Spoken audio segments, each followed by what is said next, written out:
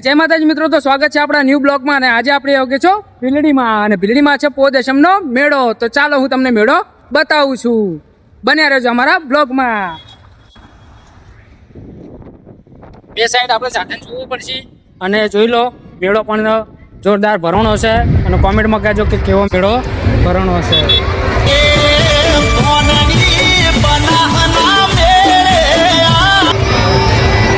Public છે, જોરદાર મેળો ભરવાનો છે, બરોબર છે.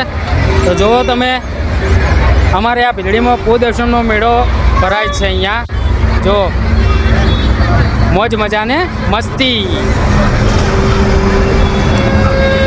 જોઈ શકો છો.